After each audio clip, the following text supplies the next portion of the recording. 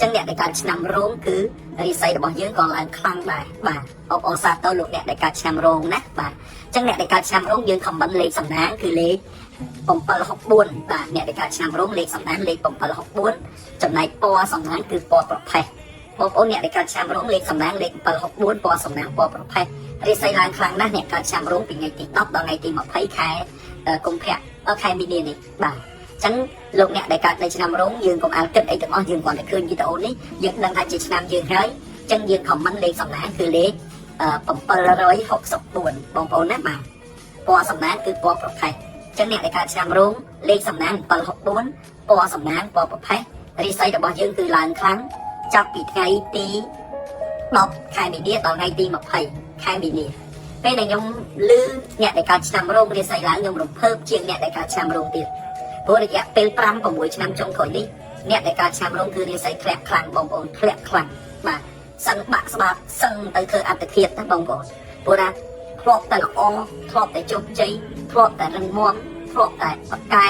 ធ្លាប់តែអង្គអាចខ្លាហានធ្លាប់តែដើរមុខគេឥឡូវគឺថយក្រោយទាំងអស់អស់លីងមកអស់ទាំងលុយអស់ទាំងអ្នករាប់ទៅទៀតព្រោះអ្នកដែលរាប់អានយើងគឺភាគច្រើនតមានប្រយោជន៍ឥឡូវយើងអត់មានប្រយោជន៍ដល់គេទេអញ្ចឹងគេអត់មានមករាប់អានយើងតទៅទៀតទេហើយជីវិតអ្នកកើតឆ្នាំរោងបងប្អូនមកជីវិត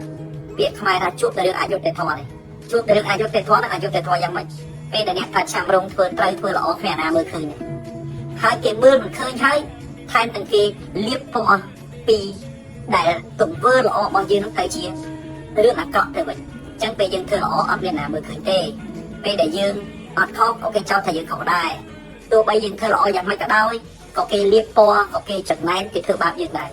ហើយអ្នកដែលកើតឆ្នាំរោងមកជីវិតរងភាពអយុត្តិធម៌រហូតដល់ស្លាប់ទៅវិញ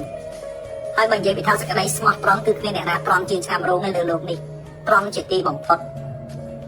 ហើយអ្នកដែលកើតឆ្នាំរោងលើលោកនេះបើនិយាយពីការជួយយកអាសាគេគ្មានអ្នកណាមានគុណធម៌បាទគុណធម៌អស់ទាំងអ្នកកើតឆ្នាំរោងហ្នឹងហើយនិយាយពីរឿងថាធ្វើបុណ្យគ្មានអ្នកណាធ្វើខ្លាំងជាងឆ្នាំរោងប៉ុន្តែសួរថាតើលទ្ធផលត្រឡប់មកវិញអ្នកកើតឆ្នាំរោងទទួលបានការសរសើរទទួលបានការអបអរសាទរទទួលបានការកោតសរសើរពីអ្នកដទៃអត់ចម្លើយឆ្លើយថាអត់មានអាលីង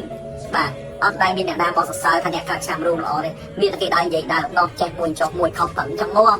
បើនិយាយពីថាធ្វើការធ្វើច្រើនជាងគេដល់ពេលខុសជាងគេបើនិយាយពីលះបង់ច្រើនជាងគេដល់ពេលខុសជាងគេថាបើជីវិតអ្នកកើតឆ្នាំរោងដូចខ្ញុំនិយាយថាជួបរឿងអយុត្តិធម៌ច្រើនពេកខុសស៊ីខាត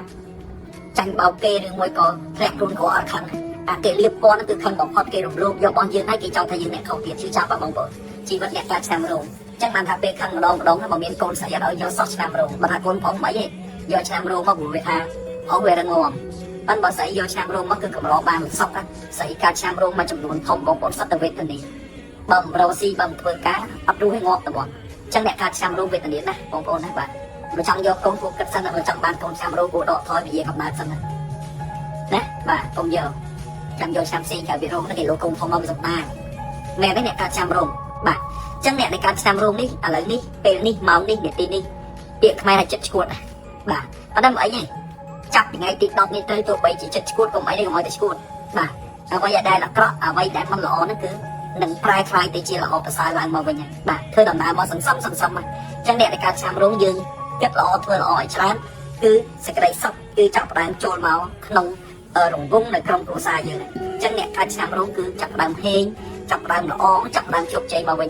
ហើយជាពិសេសចាប់ថ្ងៃទី10ដល់ថ្ងៃទី20ហ្នឹងអ្នកដែលកើតឆ្នាំរោងហ្នឹងគឺហេងខ្លាំងបាទអញ្ចឹងយើងត្រៀមខ្លួនទទួលយកលៀបយើងត្រៀមខ្លួន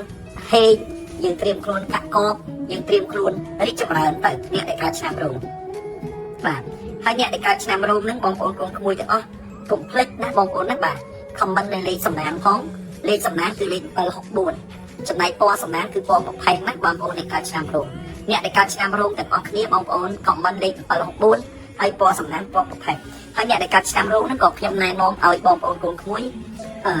ជាវនៅខ្សែដៃយកទៅពាក់ផងដែរបាទពួកឃើញសង្កេតថាអ្នកដែលកើតឆ្នាំរោងមួយរយៈនេះអត់មានលុយទេអត់កាក់កបទេ